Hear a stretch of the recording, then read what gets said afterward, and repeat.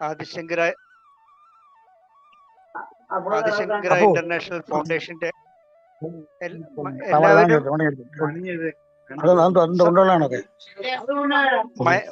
Mic mute ചെയ്യുക. എല്ലാവരും mic mute ചെയ്യുക.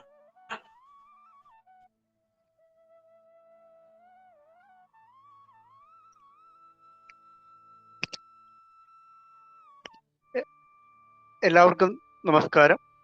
ആദിശങ്കര ഇന്റർനാഷണൽ ഫൗണ്ടേഷന്റെ ആഭിമുഖ്യത്തിൽ സനാതന ധർമാമൃതം എന്ന വിഷയത്തെ അധികരിച്ചുകൊണ്ടുള്ള ഈ പഠന പരിപാടിയുടെ 3-ാം ഭാഗമാണ് ഇന്ന് നമുക്ക് പ്രഭാഷണം നടത്തുവാനും അനുഗ്രഹിക്കുവാനുമായി ഇവിടെ എത്തിയിരിക്കുന്ന പൂജനീയ അച്യുത ഭാരതി സ്വാമിയാർ, പുഷ്പാഞ്ജലി സ്വാമിയാർ, ശ്രീ പത്മനാഭസ്വാമി ക്ഷേത്രം തിരുവനന്തപുരം, ശ്രീ ശങ്കര നടുവിൽ മഠം സ്വാമിയാർ മഠം സ്വാമിജിക്ക് വന്ദനം ചൊല്ലുന്നു.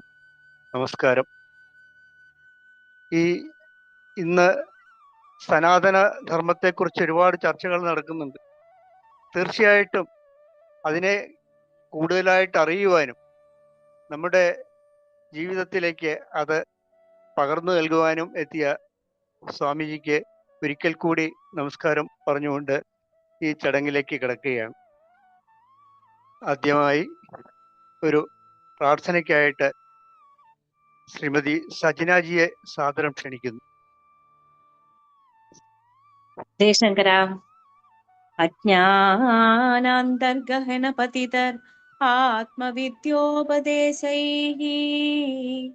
ത്രാതും ലോകാൻ ഭവതവ ശിഖാ താപപാപച്യമാനാൻ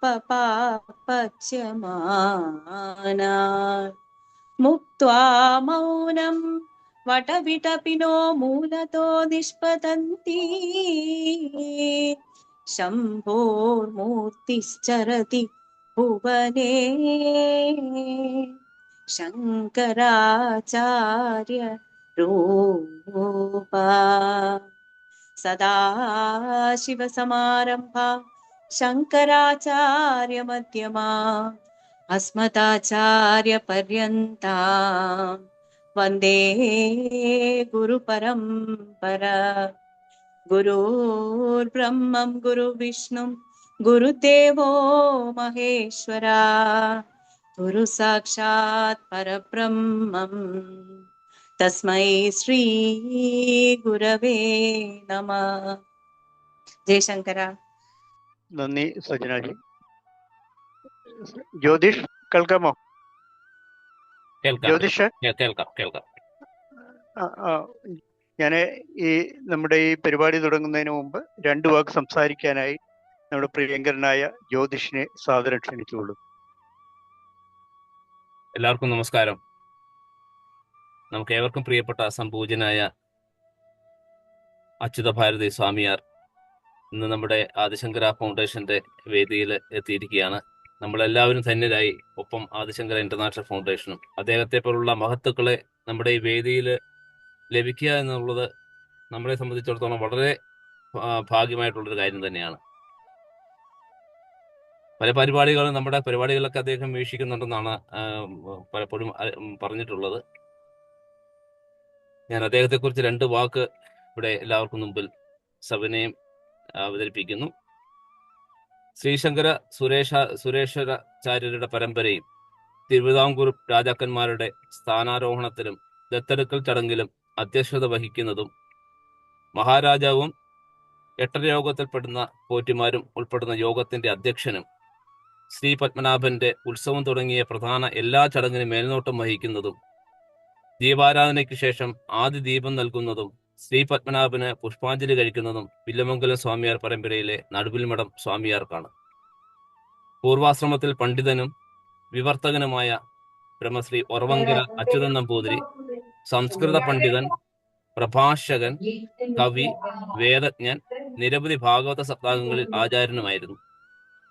തൃശൂർ തിരുമഠം ഇളമുറ സ്വാമിയാർ പൂജനീയ അച്യുത ഭാരതി സ്വാമിയാരെ നമസ്കരിക്കുന്നതിലൂടെ പൂർവ്വജന്മങ്ങളിൽ പോലും നമ്മളിലുണ്ടായ ശാപദുരിതങ്ങൾക്കും അറിഞ്ഞോ അറിയാതെയോ ചെയ്തു പോയ സകല തെറ്റുകൾക്കും പ്രായശ്ചിത്ത പരിഹാരം ഉണ്ടാവുമെന്നാണ് പറയാറ്. ശ്രീ പത്മനാഭന്റെ പ്രതിപുരുഷനായ മഹാനുഭവാൻ പുഷ്പാഞ്ജലി സ്വാമിയാരുടെ പുഷ്പാഞ്ജലിയും വെച്ചു നമസ്കാരവും നാടിനെയും ഭക്തരെയും കാത്തുരക്ഷിക്കും. എത്രയും ഭക്തിയാദരപൂർവം ഈ വേദിയിലേക്ക് പുഷ്പാഞ്ജലി സ്വാമിയാരെ ഈ വേദിയിലേക്ക് സാദരം ക്ഷണിച്ചുകൊള്ളുന്നു. ജയശങ്കര. എല്ലാവരും അവരവരുടെ മൈക്കുകൾ മ്യൂട്ട് ചെയ്ത് വെക്കുക. ജയശങ്കര.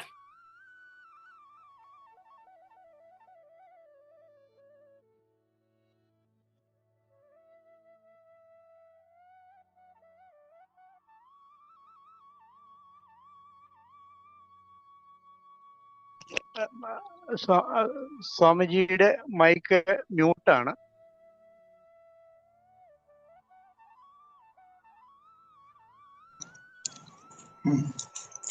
സാദരം സ്വാഗതം ചെയ്യുന്നു. കേക്കാലിയേ? ഓ യെസ്, കേൾക്കാം.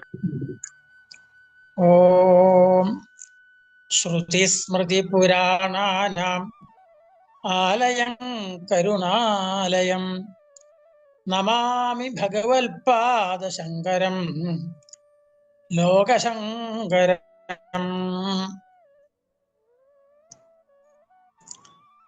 എല്ലാവരും അവശ്യം അറിഞ്ഞിരിക്കേണ്ട ഒരു വിഷയത്തെക്കുറിച്ചാണ് ഇപ്പോൾ ഇവിടെ സംഭാഷണം ചെയ്യാൻ പോകുന്നത്. പൂർവമീമാംസ എന്ന് പറയും. രണ്ട് മീമാംസകൾ. ഒന്ന് വേദത്തിന്റെ ആദ്യ ഭാഗം, അതിന് പൂർവമീമാംസ. പിന്നത്തേനാണ് ഉത്തരമീമാംസ, വേദാന്തം എന്ന് പറയും. പൂർവമീമാംസ തുടങ്ങുമ്പോ തന്നെ അഥാതോ ധർമ്മ ജിജ്ഞാസ എന്ന് ആരംഭിക്കാം. ജൈമിനി മഹർഷിയുടെ വലിയൊരു ഗ്രന്ഥമുണ്ട്. അതിന്റെ ഉപജ്ഞാതാവ് പൂർവമീമാംസയുടെ ജൈമിനി മഹർഷിയാണ്. ജൈമിനീയം എന്നൊക്കെ പറയും.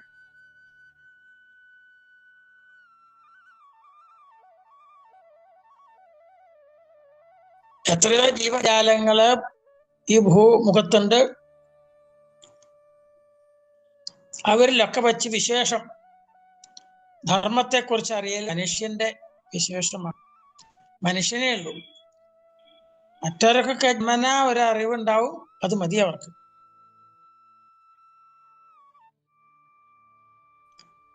മനുഷ്യന് അങ്ങനെയല്ല, കുറച്ചധികം വിശേഷം. സൃഷ്ടിയുടെ ആരംഭത്തില് സൃഷ്ടികർത്താവ് തന്റെ ശക്തി കൊണ്ട്, മായാശക്തി കൊണ്ട് പല ജീവജാലങ്ങളെയും സൃഷ്ടിച്ചു. എന്നിട്ടൊന്നും തൃപ്തി വന്നില്ല എന്ന്.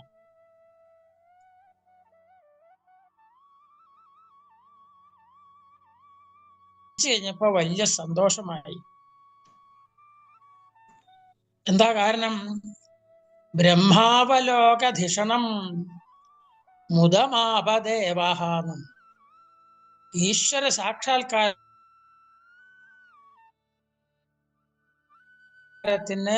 കഴിവുണ്ട്. പ്രയച്ചാൽ ഈശ്വരനെ ദർശിക്കാൻ പറ്റും. മനുഷ്യജന്മം സഫലമാക്കാൻ പറ്റും. മറ്റ് ജീവജാലങ്ങൾക്ക് ഒന്നും പറ്റില്ല. അതുകൊണ്ട് അപ്പൊ മനുഷ്യന് ഒരു പ്രത്യേകം ചില കർത്തവ്യങ്ങളുണ്ട്. അതിനെയാണ് ഉപദേശിച്ചു തന്നിരിക്കുകയാണ് വേദം.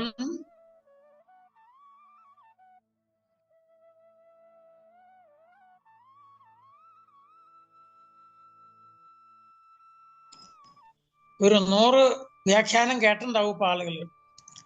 പക്ഷെ ഇപ്പൊ ആ കേട്ട ആളുടെ എന്താ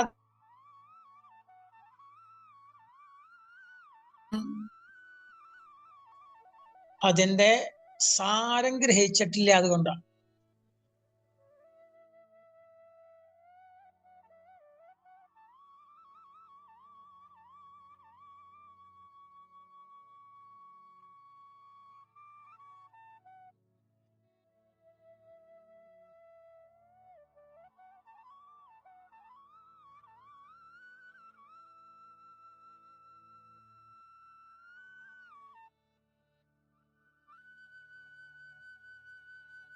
കർത്തവ്യം അതല്ലല്ലോ ഒരു ഗൃഹസ്ഥന്റെ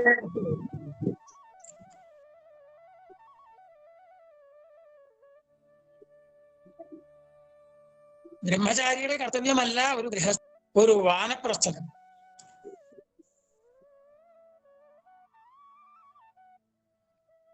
അപ്പൊ എല്ലാവരുടെയും എല്ലാ കാലത്തും നമ്മുടെ നന്മയ്ക്കും മറ്റുള്ളവരുടെ നന്മയ്ക്കും വേണ്ടി എന്ത് ചെയ്യണമോ അതിന്റെ പേരാണ് ധർമ്മം.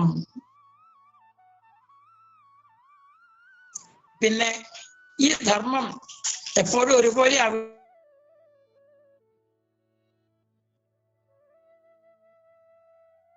എന്താ അത്?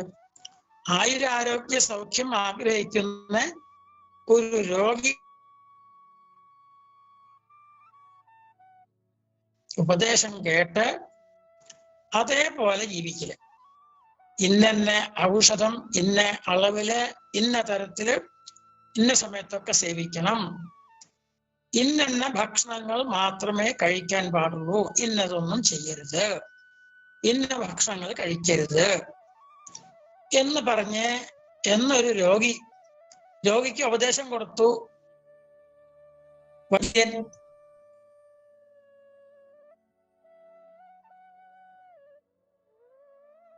ആ രോഗിയുടെ കർത്തവ്യം ആയുരാരോഗ്യ സൗഖ്യം വേണമെങ്കിൽ ഈ വൈദ്യൻ പറഞ്ഞ പോലെ ജീവിക്കലാണ് അയാളുടെ കർത്തവ്യം. ഒരു അധ്യാപകന്റെ കർത്തവ്യം എന്താണ്? ശാസ്ത്രങ്ങൾ പഠിച്ച് സ്വയം മനസ്സിലാക്കി അതിനെ വേണ്ട ഉദാഹരണങ്ങളിൽ കൂടെ തന്റെ ശിഷ്യന്മാർക്ക് പറഞ്ഞു കൊടുക്കല്.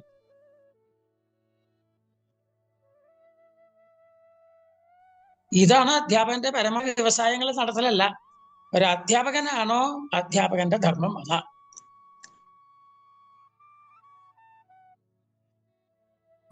അതിന്റെ അർത്ഥം മനുഷ്യന്റെ കർത്തവ്യം. അങ്ങനെ നോക്കി വരുമ്പോൾ എന്താണ് എല്ലാവർക്കും വേണ്ടത്?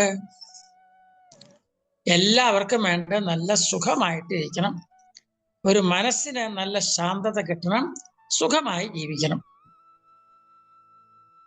അപ്പൊ രോഗിക്ക് വൈദ്യന്റെ വാക്കുകൾ എങ്ങനെ ശ്രദ്ധിച്ച് കേട്ട് അത് അനുഷ്ഠിക്കണമോ അതുപോലെ നമുക്ക് സുഖം കിട്ടണമെങ്കിൽ ആധ്യാത്മിക, ആധിദൈവിക, ആധിഭൗതികങ്ങളാകുന്ന ദുഃഖങ്ങളില്ലാതായി നല്ലൊരു ശാന്തത കിട്ടണമെങ്കിൽ അതിനുള്ള മാർഗം വേദം ഉപദേശിച്ചിരിക്കുക. വൈദ്യൻ ഉപദേശിക്കുമ്പോൾ ഇന്ന ഭക്ഷണം കഴിക്കണം, ഇന്നത് കഴിക്കരുത്. ഇതുപോലെ വേദങ്ങളില് ഇന്നത് അനുഷ്ഠിക്കണം. സന്ധ്യാം ഉപാസീത, ഇന്ന് ചെയ്യണം, സന്ധ്യയെ ഉപാസന ചെയ്യണം, സന്ധ്യയെ ഉപാസിക്കണം. കളഞ്ഞെന്ന ഭക്ഷയേത്, സുരാന്ന പിബേത്, മദ്യാദികള് കഴിക്കരുത് എന്ന് പറഞ്ഞു തരും. അങ്ങനെ വിധി നിഷേധാത്മകമാണ് വേദങ്ങളെല്ലാം. അതെന്തിനു വേണ്ടിയിട്ട്? എങ്ങനെയാണോ ഒരു രോഗിക്ക് വേണ്ടത് വൈദ്യൻ ഉപദേശിക്കുന്നത്, അതേപോലെ നമ്മുടെ എല്ലാ ദുഃഖങ്ങളും തീർന്ന് നമുക്കൊരു സുഖം കിട്ടണം. അതിനു വേണ്ട കാര്യങ്ങളാണ് വേദങ്ങളും വേദസാരമായ സ്മൃതി ഗ്രന്ഥങ്ങളും മറ്റ് ശാസ്ത്രങ്ങളെല്ലാം പറഞ്ഞു തരുന്നത്. അപ്പൊ നമ്മുടെ നന്മയ്ക്ക് വേണ്ടി, സമൂഹത്തിന്റെ, ലോകത്തിന്റെ നന്മയ്ക്ക് വേണ്ടി എന്തെല്ലാം ചെയ്യാനായിട്ട് ഉപദേശിച്ചിട്ടുണ്ടോ ആ ഉപദേശങ്ങൾക്കാണ് ധർമ്മം എന്ന് പേര്.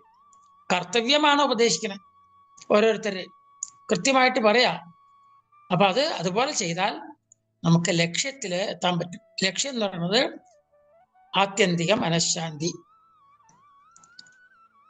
അപ്പൊ ഇങ്ങനെ ഓരോന്നിനും വേണ്ട കാര്യങ്ങള്, അപ്പൊ അവർക്ക് ചില കർമ്മങ്ങൾ പറഞ്ഞു കൊടുക്കേണ്ടി വരും. രോഗിക്കൊന്നും അറിയില്ല, ദിനചര്യയൊക്കെ വൈദ്യനെ ഉപദേശിച്ചു കൊടുക്കണം. ഇതുപോലെ മനുഷ്യന് വേണ്ട കാര്യങ്ങള് വേദങ്ങള് പറഞ്ഞുതരും. കർമ്മം നമുക്ക് വേറെ എവിടുന്നൊന്നും കിട്ടാനില്ല മനുഷ്യന്. അപ്പൊ വേദങ്ങള് ഇന്ന യജ്ഞങ്ങള് ചെയ്യാൻ പറയും. ആ യജ്ഞങ്ങളുടെ വിധി, അതിനുപയോഗിക്കേണ്ട മന്ത്രങ്ങള്, അതെങ്ങനെ ചെയ്യണം എന്നൊക്കെ വേദം പറഞ്ഞുതരും. അതിനാണ് കർമ്മവാസനകൾ ഉണ്ടെങ്കിൽ ആൾക്ക് കർമ്മം ചെയ്യണം. അപ്പൊ എങ്ങനെയാ കർമ്മം ചെയ്യണത്? നിഷ്കാമമായിട്ട് എങ്ങനെ കർമ്മം ചെയ്യണം എന്ന് പറഞ്ഞു തരും. ഇങ്ങനെ പറഞ്ഞു തരുന്നേ. അപ്പൊ ചുരുക്കം പറഞ്ഞാൽ നമ്മുടെ നന്മയ്ക്ക് വേണ്ടി വേദങ്ങളും ശാസ്ത്രങ്ങളും എന്തെല്ലാം വ്യക്തമായിട്ട് പറഞ്ഞു തരുന്നുവോ അത് ധർമ്മം, അതെല്ലാ കാലത്തും ഒരുപോലെയാണ്.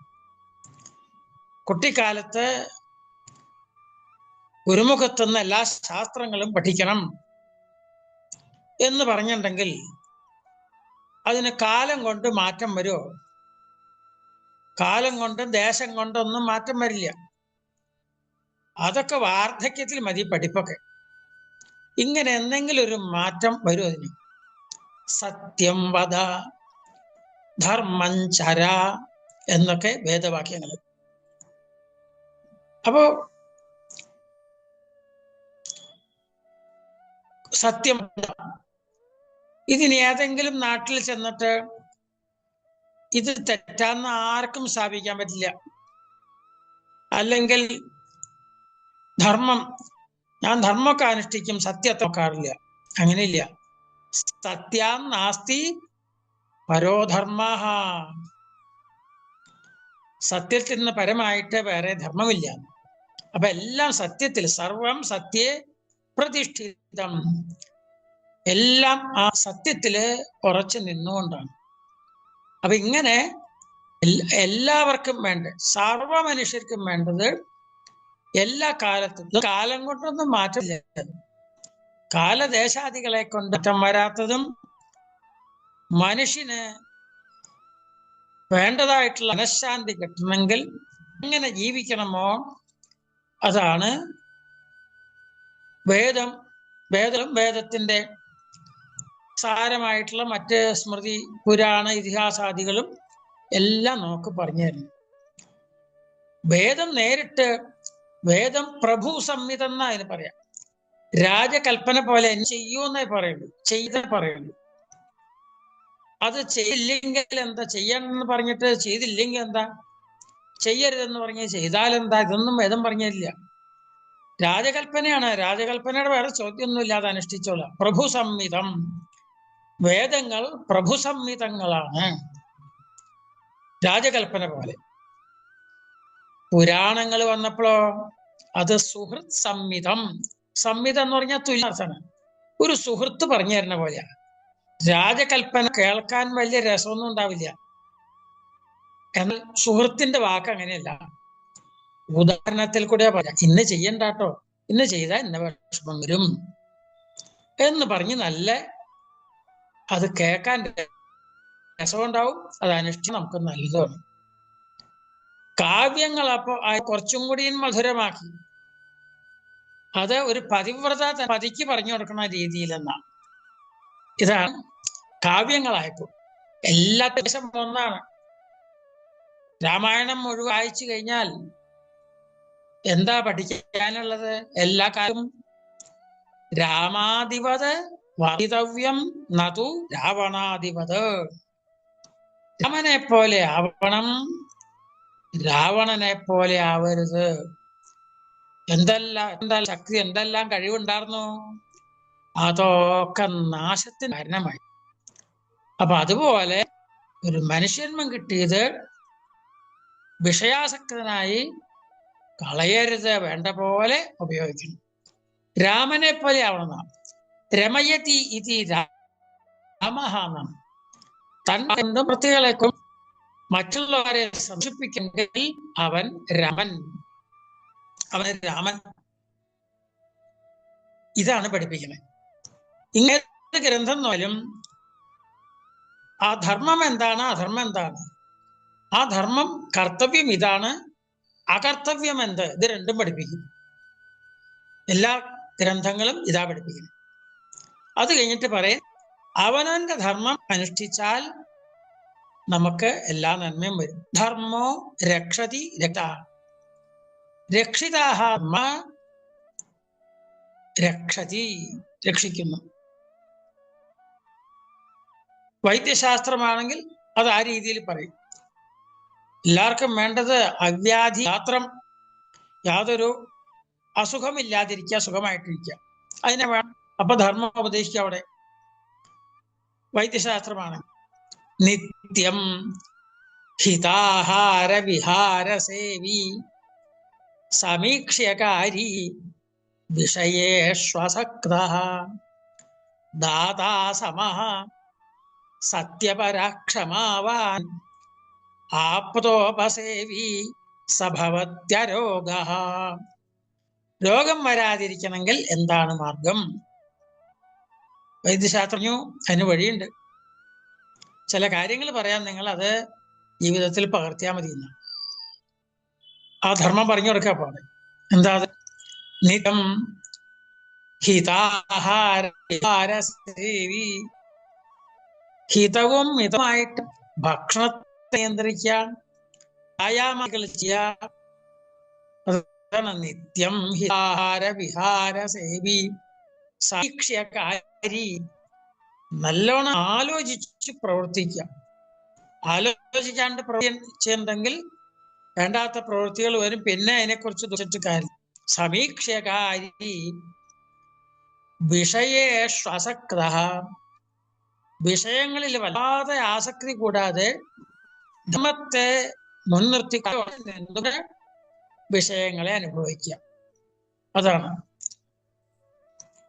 അതുപോലെ തന്നെ വിഷയേഷ്വസക്തഃ ദാത, ദാനശീലത. നമുക്കുള്ളത് മറ്റുള്ളവർക്ക് കൊടുക്കാൻ മടിയില്ലാതിരിക്കല്, ത്യാഗം, അത് ശീലിക്കല്.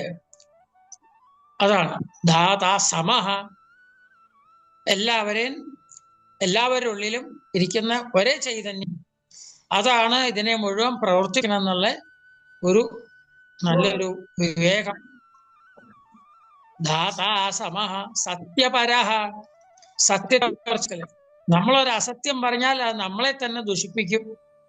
നമ്മുടെ മനസ്സിൽ വല്ലാത്ത വിഷമം ഉണ്ടാവും. ഇനി ഇതെന്തെങ്കിലും ആരെങ്കിലും തിരിച്ചറിഞ്ഞെങ്കിലോ അസത്യം പറഞ്ഞത് എന്നൊക്കെ ചകളായി അത് നമ്മുള്ളിൽ തന്നെ വല്ലാത്തൊരു ബാധയായിത്തീരും. സത്യപരാക്ഷമാവാൻ, ക്ഷമ കൊണ്ട് എല്ലാം നേടാൻ പറ്റുന്ന, ക്ഷമക്ക് ആപത്തുകൾ ഉണ്ടാവില്ല എന്ന്.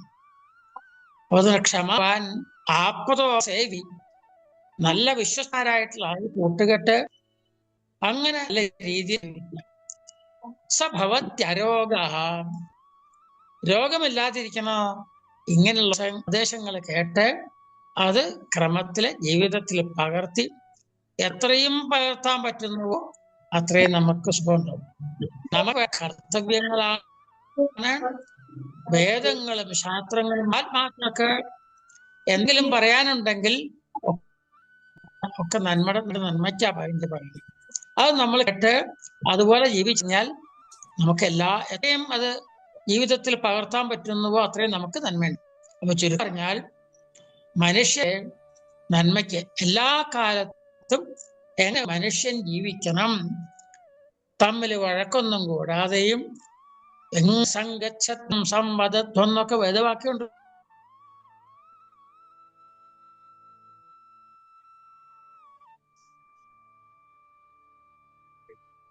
ഒരേ ദിക്കിൽ അതിന് അങ്ങനെ എത്തിച്ചേരണമെങ്കിൽ നിങ്ങൾ ശാസ്ത്രങ്ങളെ ഗുരുമുഖത്തുനിന്ന് കേട്ട് പഠിച്ച് അത് ജീവിതത്തിൽ പകർത്തി അങ്ങനെ ജീവിക്കുന്നവർക്ക് എല്ലാ നന്മകളും ഉണ്ടാവും. ഇത് ഇന്ന ദേശക്കാരെന്നില്ല, കാലദേശം അനുസരിച്ച് അതിന്റെ രീതികൾക്കൊരു മാറ്റമൊക്കെ വന്നു വരും.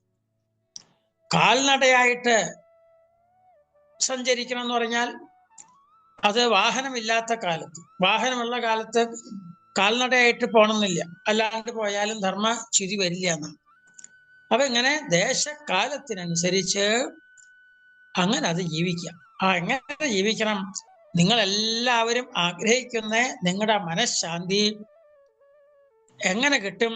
അതിനുള്ള മാർഗമാണ് പറഞ്ഞു തരുന്ന ശാസ്ത്രങ്ങൾ. ഭാഗവതത്തിൽ പറഞ്ഞില്ലേ, ധർമ്മഃ പ്രോജ്ജിതകൈതവോത്ര പരമോ നിർമ്മത്സരാണാം സതാം വേദ്യോ വാസ്തവമാത്ര വസ്തു ശിവദം താപത്രയോന്മൂലനം. സജ്ജനങ്ങളെ കാണിച്ചു തന്നെ അവരുടെ ആചാരങ്ങള് അവര് മറ്റുള്ളവർക്ക് മാതൃകയായിട്ടാ ജീവിക്കുക. ആചരതി ഇതി ആചാര്യ. മഹാത്മാക്കളെ എന്തൊന്ന് പറഞ്ഞു കൊടുക്കണ്ടോ അതുപോലെയാണ് അവര് ആചരിക്കുക. അങ്ങനെയുള്ള ആൾക്കാരാണ് ആചാര്യന്മാർ. ആ മഹാത്മാക്കളെ എങ്ങനെ പറഞ്ഞോടെ? നിർമത്സരന്മാർ. മഹാത്മാക്കളുടെ പല ലക്ഷണങ്ങളിൽ ഒന്നാണ് നിർമത്സരന്മാരാവും അവരിന്ന്. നിർമത്സരന്മാരെന്ന് പറഞ്ഞാലോ മാത്സര്യം ഇല്ലാത്തവർ. മാത്സര്യം എന്ന് പറഞ്ഞാൽ എന്താ? ഒരു നിർവചനത്തിന് അന്യോൽക്കർഷം വിലോക്യാശു യഖിദ്യതി സമത്സരി. മറ്റുള്ളവർക്ക് നന്മ വരുമ്പോ വലിയ സന്തോഷം, തനിക്ക് കിട്ടുന്നതിനേക്കാൾ കൂടുതൽ സന്തോഷം. ഇതാരുടെ മനസ്സിനാണോ ഉണ്ടാവുന്നത് അവരെയാണ് നിർമത്സരന്മാർ എന്ന് പറയാം. അന്യരുടെ എന്തെങ്കിലും ഉത്കർഷം കാണുമ്പോ അതിലൊരു അസഹിഷ്ണുത, അതാണ് മാത്സര്യത്തിന്റെ ലക്ഷണം. അപ്പൊ അവനവന് മാത്സര്യം എന്ന ദോഷമുണ്ടോ ഇല്ലയോ, നിർമത്സരനാണോ താൻ എന്ന് അവനും എന്നെ പരീക്ഷിച്ചു നോക്കാം. അങ്ങനെ ശാസ്ത്രം പറഞ്ഞുതരാം. അതൊക്കെ ഉപദേശിച്ച് സ്വയം വിചാരം ചെയ്യുന്നവർക്ക് ശരിയായിട്ടുള്ള ആ ബോധമുണ്ടാവും. ഇതാണ് പറഞ്ഞു തരുന്നത്. അപ്പൊ ഇത് കാലം കൊണ്ടോ ദേശം കൊണ്ടൊന്നും വലിയ മാറ്റം വരാതെ ആ പരമതത്വം കർത്തവ്യം നമ്മൾ മനസ്സിലാക്കി അതുപോലെ ജീവിക്കല്, ഇതാണ് നമ്മുടെ എല്ലാ നന്മയ്ക്കും നല്ലത്. ഇതിനു വേണ്ടിയിട്ടാണ് മഹാഭാരതമാണെങ്കിലും മറ്റ് പുരാണ ഇതിഹാസങ്ങളെല്ലാം തന്നെ എന്തെല്ലാം സജ്ജനങ്ങള് ഋഷിമാര് പൂർവ്വന്മാര് എഴുതിയ ഗ്രന്ഥങ്ങളുണ്ടോ, ഇതിന്റെ ഒക്കെ പ്രയോജനം ഇതാണ്. കർത്തവ്യം എന്താന്ന് മനസ്സിലാക്കി അത് പുരാണങ്ങളൊക്കെ ഉദാഹരണത്തിൽ കൂടെ നമുക്കതിൽ കൂടുതൽ ശ്രദ്ധ ഉണ്ടാക്കും. അക്ഷയർമാ ദീപ്യ എന്നൊരു വാക്യമുണ്ട് ഋഗ്വേദത്തില്. ചൂതുകളിയില് ഏർപ്പെടരുത്, ചൂത് കളിക്കരുത് എന്നാണ്. ഇതിനെ മഹാഭാരതത്തിൽ വ്യാഖ്യാനിച്ചപ്പോ എങ്ങനെയായി? ചൂതുകളിയുടെ വലിയ ആപത്താണ് വർണ്ണിക്കുന്നത്. സാർവതം നഷ്ടപ്പെട്ട് കാട്ടില് അലഞ്ഞ് തിരേണ്ടി വന്നു പാണ്ഡവന്മാർക്ക്, ധർമ്മിഷ്ഠന്മാരാണെങ്കിലും. എന്തുകൊണ്ടത്? വേദാനുശാസനത്തെ വേണ്ടത്ര, കർത്തവ്യത്തെ ഉപദേശിച്ചത് വേണ്ടത്ര കേട്ടില്ല, അനുസരിച്ചില്ല. അതുകൊണ്ടാണ് അവർക്ക് വിഷമം വന്നത്. അപ്പൊ അത് കേട്ട് നമ്മൾ പഠിച്ച ഒരാൾക്ക് ഇതിന്റെ നമുക്ക് ഓർമ്മ വരും. ഇത് പഠിച്ച ആൾക്ക് അകർത്തവ്യങ്ങളില് ഒന്നും മനസ്സ് വരില്ല, കർത്തവ്യത്തിൽ മാത്രം ശ്രദ്ധ ഉണ്ടാവും.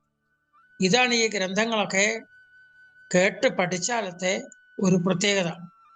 വേദം നേരിട്ട് അതുപോലെ നമുക്ക് മനസ്സിലാക്കാൻ പറ്റില്ല. അത് പുരാണ ഇതിഹാസങ്ങളായപ്പോ സുഹൃത്ത് പറഞ്ഞു തരുന്ന രീതിയിൽ അനവധി ഉദാഹരണങ്ങൾ കൂടെ നമുക്കത് വീണ്ടും വീണ്ടും അത് പറഞ്ഞു തന്നിരിക്കുന്നു. അപ്പൊ അത് നമ്മള് അങ്ങനെയുള്ള പൂർവ്വന്മാരുടെ ഗ്രന്ഥങ്ങളും വേദങ്ങളും അതിനോടനുബന്ധിച്ചുള്ള മറ്റ് വേദസാരങ്ങളായിട്ടുള്ള മറ്റു ഗ്രന്ഥങ്ങളും കഴിയുന്ന അത്രേ നമ്മള് കേട്ട് മനസ്സിലാക്കി അത് ജീവിതത്തിൽ പകർത്തണം. അധീതി, ബോധം, ആചരണം, പ്രചാരണം. നമ്മളത് കേൾക്കുക, ആ കേട്ട് പഠിച്ചതിനെ ഒന്ന് വിചാരം ചെയ്ത് ഉള്ളിൽ ഉറപ്പിക്കുക, അത് ജീവിതത്തിൽ പകർത്തുക, മറ്റുള്ളവർക്ക് അത് പറഞ്ഞു കൊടുക്കുകയും ചെയ്യാം. അങ്ങനെ ആണെങ്കിൽ നമ്മൾ എന്താണ് എല്ലാ ജീവികളും വിശേഷിച്ച് മനുഷ്യര് എന്താണ് ആഗ്രഹിക്കണേ? ആ പരമശാന്തി അവർക്ക് എന്നും കിട്ടും. അപ്പൊ സർവജീവജാലങ്ങളുടെ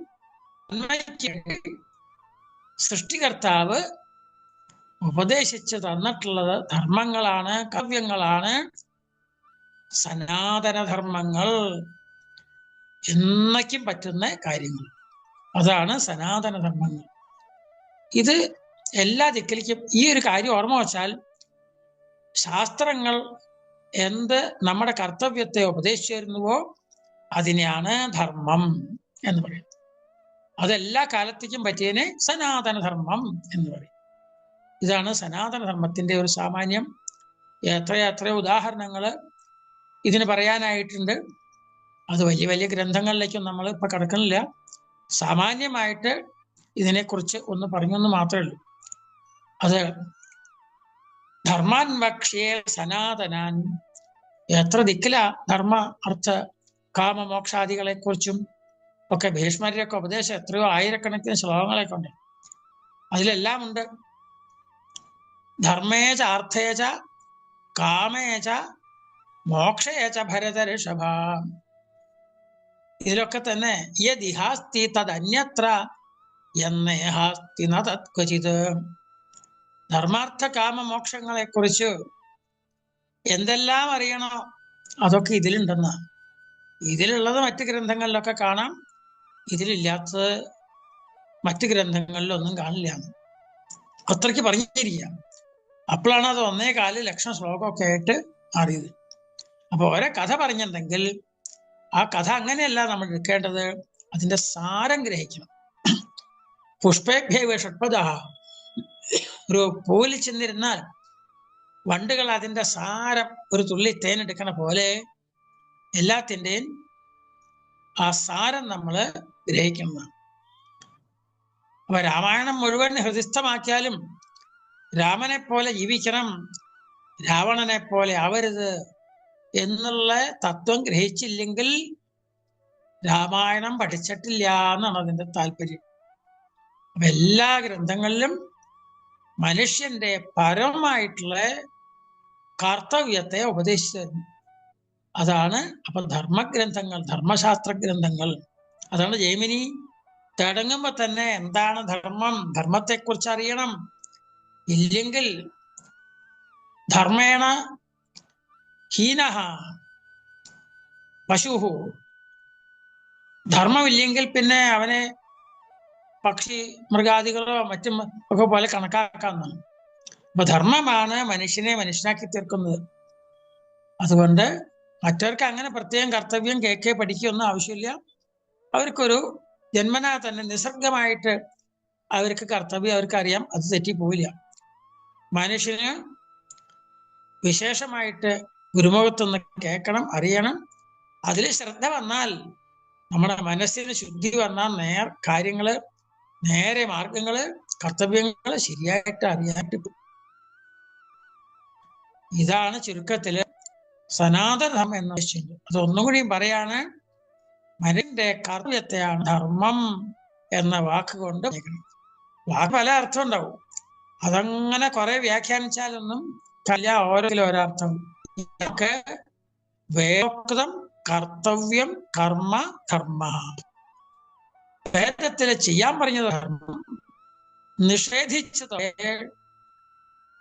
അകർമ്മം. അതൊക്കെ അധർമ്മം എന്ന് പറഞ്ഞു. അതുകൊണ്ട് ഇതാണ് സനാതനധർമ്മം എന്ന് സാമാന്യമായിട്ടൊന്ന് പറയാം. അധികം ഉദാഹരണം ആ രീതിയിലൊക്കെ ആകുമ്പോൾ ഏതെങ്കിലുമൊക്കെ വായിച്ചും അങ്ങനെയൊക്കെ പറയേണ്ടി വരും. ഏതായാലും ധർമ്മം മനുഷ്യന് മറ്റു മൃഗങ്ങളിൽ നിന്ന് അതിനെ മാറ്റി നിർത്തുന്നത് ഈ ധർമ്മമാണ്. ആ ധർമ്മമാണ് അതറിയല്. ആ ജീവിതത്തിൽ എത്രയും പകർത്താൻ കഴിയുന്നുവോ അതൊക്കെ പകർത്തിയാൽ അത്രയും നമുക്ക് നന്മ വരും. പല ദിക്കിലും വീണ്ടും വീണ്ടും പറയും വർണ്ണാശ്രമ ധർമ്മങ്ങളൊക്കെ. ഒരു ചിട്ടയായിട്ടുള്ള ജീവിതമാണ് വർണ്ണാശ്രമം. പഴയതായി എന്ന് പറയാൻ പറ്റില്ല, അതൊക്കെ പഴയ കാലത്ത് അങ്ങനെയില്ല. അതിന്റെ താല്പര്യം മനസ്സിലാക്കിയാൽ എല്ലാ കാലത്തേക്കും പറ്റുന്ന തന്നെ. വർണ്ണാശ്രമ ധർമ്മങ്ങളൊന്നും നിത്യനൂതനങ്ങളായിട്ടിരിക്കും, അതൊന്നും പഴയതാവില്ല. അതിന്റെ തത്വം മനസ്സിലാക്കണമെന്ന് മാത്രം. ഇതൊക്കെ ആണ് അതിന്റെ താല്പര്യം. അതുകൊണ്ട് എല്ലാവരും ധർമ്മത്തിൽ ശ്രദ്ധ ഉണ്ടാവുക. ധർമ്മ ഉപദേശം നല്ല നല്ല ഗ്രന്ഥങ്ങള്, അതിനെ ആചാര്യസ്വാമികൾ വന്നാണ് അതിനെ കൂടുതൽ വ്യാഖ്യാനിച്ച് എല്ലാവർക്കും ഒന്നും കൂടി അതിൽ താല്പര്യം ഉണ്ടാക്കാൻ പാകത്തിന് ഗ്രന്ഥങ്ങളാക്കി തീർത്ത്. അതുവരെ ഗുരുമുഖത്തുനിന്ന് കേൾക്കുക, പഠിക്കുക, അത് മാത്രമല്ല, ഗ്രന്ഥമില്ല. പിന്നീടാണ് ഭാഷ്യങ്ങളൊക്കെ നിർമ്മിച്ച ആചാര്യസ്വാമികള് ഗ്രന്ഥമാക്കി തീർത്ത് എന്താണ് ശരിയായ ധർമ്മം, എവിടെയാണ് മനഃശാന്തി കിട്ടുക, എന്നൊക്കെ ഉള്ളതൊക്കെ പറഞ്ഞു തന്നു. സനാതന ധർമ്മത്തില് എല്ലാവർക്കും ശ്രദ്ധ ഉണ്ടാവട്ടെ. അതായത് കർത്തവ്യത്തിൽ എന്താണ് കർത്തവ്യം എന്ന് അറിഞ്ഞ് അത് ചെയ്യാൻ താല്പര്യം ഉണ്ടാവട്ടെ. ആ ധർമ്മം കൊണ്ട് എല്ലാ സുഖങ്ങളും എന്തെല്ലാം നമ്മൾ പ്രാർത്ഥിക്കണം അതൊക്കെ ധർമ്മത്തിൽ നമുക്ക് കിട്ടും എന്ന് മാത്രം പറഞ്ഞുകൊണ്ട് ഇപ്പൊ ഈ വാക്കുകൾ ഇവിടെ സമർപ്പിക്കുകയാണ്. ഏതായാലും എല്ലാവർക്കും വേണ്ടി ഇങ്ങനെ പ്രവർത്തിക്കുന്ന ആ സംഘടന വലിയൊരു ഉപകാരമാണ് ചെയ്യുന്നത്. കൂടുതൽ ഇങ്ങനെയുള്ള തത്വങ്ങളും മനുഷ്യന്റെ കർത്തവ്യവും അത് വേണ്ട പോലെ അനുഷ്ഠിച്ചാലത്തെ ഗുണവും വഴിതെറ്റി നടന്നാലത്തെ വിഷമങ്ങളും എല്ലാം മനസ്സിലാക്കി ഇങ്ങനെ ഓരോ കഥകളിൽ കൂടെ ഉപദേശങ്ങളിലും പ്രഭാഷണങ്ങളിൽ കൂടെ കൊടുക്കുന്നത് ഈ കാലത്ത് വലിയ ഉപകാരമാവും ജനങ്ങൾക്കെന്ന് മാത്രം പറഞ്ഞുകൊണ്ട് ഈ വാക്കുകൾ ഒരു പുഷ്പാഞ്ജലി പോലെ മഹാജനങ്ങളുടെ മുമ്പിൽ സമർപ്പിക്കുകയാണ്. സർവേ ഭവന്തു സുഖിനഃ, സർവേ സന്തു നിരാമയാഃ, സർവേ ഭദ്രാണി പശ്യന്തു, മാ കശ്ചിത് ദുഃഖഭാഗ് ഭവേത്. ഓം ശാന്തി ശാന്തി ശാന്തി. സ്വാമിജിയുടെ വാക്കുകൾ നമ്മുടെ ഹൃദയത്തിലേക്ക് ഇറങ്ങി വരുന്ന ആ ഒരു മുഹൂർത്തത്തിൽ തീർച്ചയായും ഏവരും സന്തോഷത്തോടു കൂടി ശ്രവിച്ചത് അങ്ങേയറ്റം എന്താ പറയാ, നമുക്കൊരു അഭിമാനവും തോന്നുന്നു. ഇന്നത്തെ ഈ സന്ധ്യയില് സ്വാമിജിയുടെ വാക്കുകൾക്ക് ആദിശങ്കര ഇന്റർനാഷണൽ ഫൗണ്ടേഷന്റെ പ്രണാമവും സ്നേഹവും നന്ദിയും അറിയിക്കുകയാണ്. ഈ ചുരുങ്ങിയ സമയത്തിനിടയ്ക്ക് ഓരോരുത്തർക്കും അവർക്ക് എന്തെങ്കിലും സംസാരിക്കാനോ പറയുവാനോ ഉണ്ടെങ്കിൽ തീർച്ചയായും മുന്നോട്ട് വരാം. ഞാൻ വാമനേട്ടനെ തന്നെ ആദ്യം ക്ഷണിക്കുകയാണ്. ജയശങ്കര ആദിശങ്കര ഇന്റർനാഷണൽ സംഘടനയുടെ ഇപ്പൊ നമ്മൾ ഇന്നലെ ഞങ്ങൾ വളരെ വിഷമത്തോടെ പറയായിരുന്നു, കുറേയും ജോഷിയായിട്ട് വളരെ കുറച്ച് ആൾക്കാർ മാത്രമേ സംഘടനയിലേക്ക് വരുന്നുള്ളൂ. സംഘടന ചെയ്യുന്ന പല കാര്യങ്ങളും ഞങ്ങൾക്ക് പൂർണ്ണമായി എത്തിയാൻ കഴിഞ്ഞ വിഷമമുണ്ടായിരുന്നു. പക്ഷെ അവിടുത്തെ വാക്കുകൾ കേട്ടപ്പോ ഇതിനെ ഒരുപാട് അങ്ങ് ഈ കുറച്ച് സമയത്തിന് അത്രയും ലളിതമായി ആചാര്യസ്വാമിയുടെ അനുഗ്രഹവും ഭഗവാന്റെ അനുഗ്രഹവും ആവാം. അങ്ങയുടെ വാക്കുകൾ ഇത്ര ലളിതമായി മനോഹരമായി ധർമ്മത്തെക്കുറിച്ചും അർത്ഥത്തെക്കുറിച്ചും മോക്ഷത്തെക്കുറിച്ചും പറഞ്ഞപ്പോ വളരെ സന്തോഷം. ചെറിയ സംശയം ചോദിച്ചത് സ്വാമിജി, എന്തിനാണ് അങ്ങ് തലയിൽ നമ്മുടെ കാവി ഇടുന്നതിന് അർത്ഥം എന്ന് പറഞ്ഞ വിഷമമുണ്ടോ? തലയില് നമ്മള് സ്വാമിജികള് തലയിൽ കാവി കൊണ്ടിടാറുണ്ട്, അതിന്റെ ഉദ്ദേശം എന്താണെന്ന്?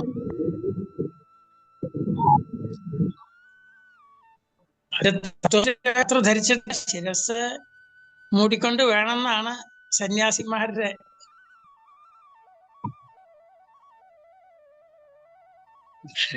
അത് ശരി. ഞങ്ങൾ പല പ്രാവശ്യവും കാണാനും അവിടുത്തെ വാക്കുകൾ കേട്ടാനും ഭാഗ്യം ഉണ്ടായിട്ടുണ്ട്. തീർച്ചയായിട്ടും അങ്ങയുടെ വാക്കുകൾ ഞാൻ ഇനിയും പ്രതീക്ഷിക്കുന്നു. അതുപോലെ വളരെ ഇത്രയും എന്താ പറയാ, നമ്മൾ എത്രയോ ഗഹനമായി എത്രയോ മണിക്കൂറുകൾ കേട്ടാൽ പോലും എത്രയോ പുസ്തകങ്ങൾ വായിച്ചപ്പോഴും പിന്നെ ലളിതമായിട്ട് അങ്ങോട്ട് ധർമ്മത്തെ പോലും ഞാനത് പലപ്പോൾ കുറിച്ച് വയ്ക്കായിരുന്നു. പറഞ്ഞു തന്ന ആ വാക്കുകൾ വളരെ സന്തോഷം. ആചാര്യസ്വാമികളുടെ എന്താ പാടുന്ന അവിടത്തേക്ക് എല്ലാ അനുഗ്രഹങ്ങളും ഭഗവാൻ നൽകട്ടെ. ഞങ്ങൾക്ക് അവിടുത്തെ ദിവ്യമായിരിക്കുന്ന ഐശ്വര്യ വാണികൾക്ക് ഞങ്ങളുടെ മനസ്സിലുണ്ടാകുന്ന ആ ആനന്ദം, ആ സന്തോഷം ഇപ്പോൾ ഞങ്ങൾ കിട്ടിയിട്ട് അവിടുത്തെ അനുഗ്രഹം ഞങ്ങൾ കാക്ഷിക്കുന്നു. അവിടുത്തെ പാദങ്ങൾ പ്രണാമം അർപ്പിക്കുന്നു. ജയശങ്കര ജയശങ്കര. നന്ദി വാമനേട്ട. ഞാൻ നമ്മുടെ പ്രിയങ്കരനായ ജയകൃഷ്ണൻജിയെ സാദരം ക്ഷണിക്കുന്നു.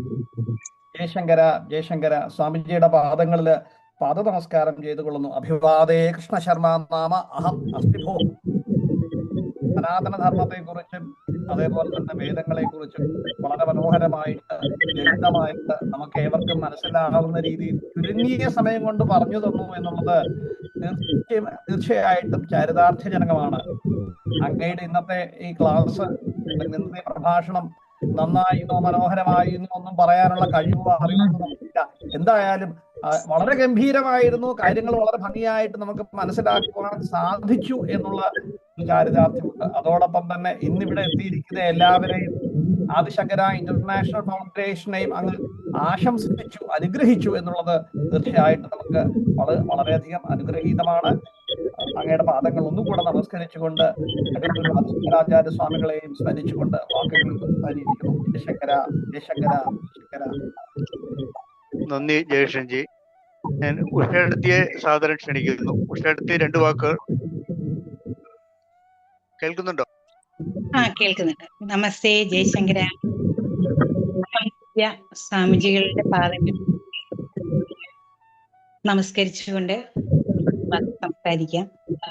അങ്ങ് ആശ്രമധർമ്മങ്ങളെയും സനാതന ധർമ്മ ശാസ്ത്രത്തിലൂന്നി ജീവിതം നയിക്കേണ്ടതിന്റെ ആവശ്യകതയും പറയുന്നത് വളരെ സശ്രദ്ധം കേൾക്കുകയായിരുന്നു. ഇന്നത്തെ കാലത്തില് ഇതിൽ നിന്ന് മാറിപ്പോയതിൻ്റെതായ മൂല്യച്യുതി ഇന്ന് വന്നിരിക്കുന്ന ഈ സാഹചര്യത്തിൽ അങ്ങയുടെ വാക്കുകളെ ഏറ്റവും പ്രയോജനപ്രദമാണ്. ഒരു ചെറിയ സംശയം ഞാൻ ചോദിച്ചോട്ടെ? ആശ്രമധർമ്മങ്ങളെ കുറിച്ച് അങ്ങ് പറഞ്ഞല്ലോ. ആശ്രമധർമ്മങ്ങള് നമ്മുടെ ഋഗ്വേദത്തിലാണോ സ്വാമിജി പ്രതിപാദിക്കുന്നത്? അതോ അധർമ്മത്തിൽ? അങ്ങനെ ഇന്ന വേദത്തില് എന്ന് പറയാൻ പറ്റില്ല. എല്ലാ വേദങ്ങളുടെയും സാരമെടുത്തുകൊണ്ടാണ് സ്മൃതി ഗ്രന്ഥങ്ങൾ വെച്ചേക്കണേ. നമുക്ക് പെട്ടെന്ന് നോക്കിയാൽ ഒരാളുടെ ഒന്നും വേദത്തിൽ കാണില്ല.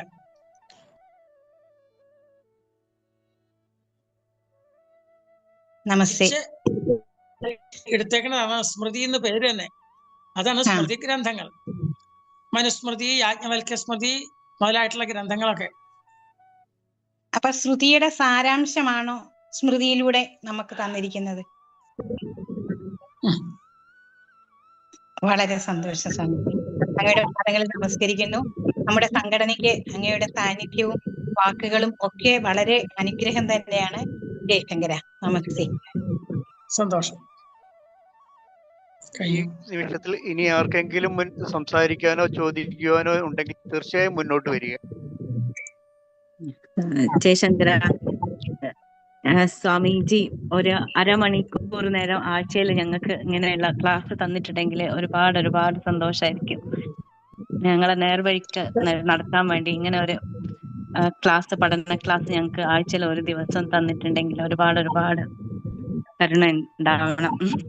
ജയശങ്കര. പരമാവധി ശ്രമിക്കാം. നന്ദി സജ്ജനാജി. മറ്റാരെങ്കിലും മുന്നോട്ട് വരുന്നുണ്ടെങ്കിൽ വരിക.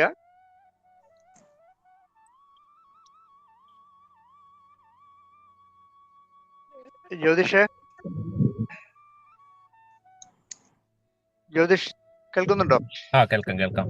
എന്തായാലും വളരെ സന്തോഷവും അഭിമാനവും ഒക്കെ തോന്നുന്നു. ഇന്ന് സ്വാമിജിയുടെ പാതാരബന്ധങ്ങൾ കൊണ്ട് നമ്മുടെ ഈ സംഘടന അനുഗ്രഹീതമായിരിക്കുകയാണ്. ജയകൃഷ്ണേട്ടൻ പറഞ്ഞതുപോലെ തന്നെ നമ്മളൊക്കെ അനുഗ്രഹീതരായി.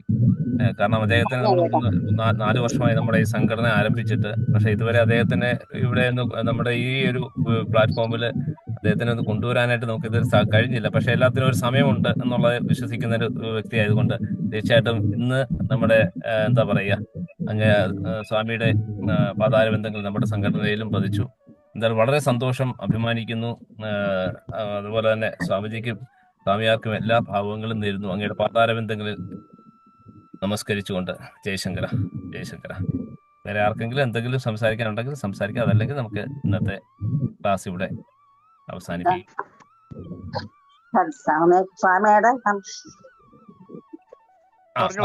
പറഞ്ഞോളൂ. സ്വാമിയുടെ നമസ്കാരം സ്വാമി. ഞാൻ ജ്യോതിസിന്റെ അമ്മയാണോ സ്വാമിയെ? തിരുവനന്തപുരത്ത് കൊല്ലൂർ അത്തിയറമഠം എന്റെ മഠം. തന്നെ ഞാൻ എപ്പോഴും അവിടെ വരാറുണ്ട്, നമസ്കരിക്കാറുണ്ട്. ഇപ്പൊ സ്വാമിയെ കണ്ടാൽ വളരെ സന്തോഷം. സ്വാമിയാണ് ഉത്സവമൊക്കെ അടുത്തല്ലോ സ്വാമി. നമുക്ക് ഇവിടെ വരാനൊന്നും പറ്റുന്നില്ലല്ലോ, അതുകൊണ്ട് സങ്കടമേ ഉള്ളൂ.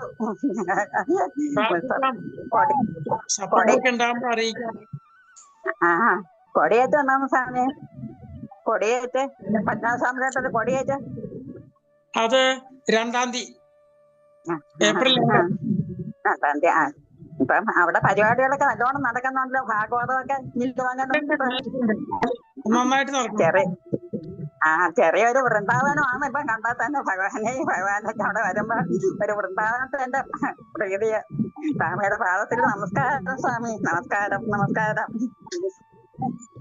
വൃന്ദാവനിൽ നിന്ന് വന്ന ഒരാളാണ് ഇപ്പൊ നിത്യം ശാന്തിയുമായി. ആ അവിടുന്ന് വന്ന ആളാ. ഇടയ്ക്ക് അങ്ങോട്ട് വരികയാണെങ്കിലും വിലു അങ്ങോട്ട് വരും സ്വാമി. സ്വാമിയെ കാണാനായിട്ട്. ശരി. നമസ്കാരം സ്വാമി. ജയശങ്കര ജയശങ്കര. അമ്മയ്ക്ക് നന്ദി അറിയിക്കുന്നു. നമുക്ക് ഇന്നത്തെ ഈ സമയം അതിക്രമിച്ചിരിക്കുകയാണ്. തീർച്ചയായിട്ടും ഈ ഇത് ഒന്ന് സമർപ്പണത്തിനായിട്ട് വാമനേട്ടനെ തന്നെ സാദരം ക്ഷണിക്കുന്നു.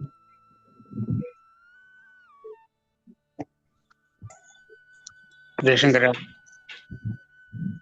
ഇങ്ങനെയുള്ള പുണ്യാത്മാക്കളാണ് നമ്മുടെ അനുഗ്രഹം. ഭാരതത്തിൽ ജനിച്ച് കേരളത്തിൽ വളരുന്ന നമുക്ക് നമ്മുടെ മാതൃഭാഷയിലൂടെ തന്നെ നമുക്ക് വളരെ ലളിതമായിട്ട് യഥാർത്ഥ സന്യാസത്തിലൂടെ എല്ലാം ത്യജിച്ചുകൊണ്ട് ജീവിക്കുന്ന അദ്ദേഹത്തെ പോലെയുള്ള മഹാത്മാക്കളുടെ വാക്കുകൾ ഒരു വലിയ സത്സംഗമാണ്. അതിനെ വീതിയൊരുക്കിയ നമുക്ക് അഭിമാനിക്കാം. നമുക്ക് എപ്പോഴും പ്രചോദനമായിരിക്കുന്ന അവിടുത്തെ വാക്കുകൾ ഇനിയും കേൾക്കാനുള്ള സന്ദർഭം ഉണ്ടാകട്ടെ പ്രാർത്ഥിക്കുന്നു. അവിടുത്തെ പദാരംഗങ്ങൾ സാഷ്ടാംഗ പ്രണാമർപ്പിക്കുന്നു. ജയശങ്കര ജയശങ്കര ജയശങ്കര. നമുക്ക് ഇന്ന് ഈ അനുഗ്രഹ പ്രഭാഷണം നടത്തിയ സ്വാമിജിക്ക് ആദിശങ്കര ഇന്റർനാഷണൽ ഫൗണ്ടേഷന്റെ പേരിൽ ഹൃദയംഗമായി നന്ദി രേഖപ്പെടുത്തുന്നു. ഒപ്പം ഇന്ന് ഈ പരിപാടിയിൽ പങ്കെടുത്ത ഓരോരുത്തർക്കും സന്തോഷവും നന്ദിയും അറിയിക്കുന്നു. ജയശങ്കര ജയശങ്കര ജയശങ്കര ജയശങ്കര ജയശങ്കര ജയശങ്കര.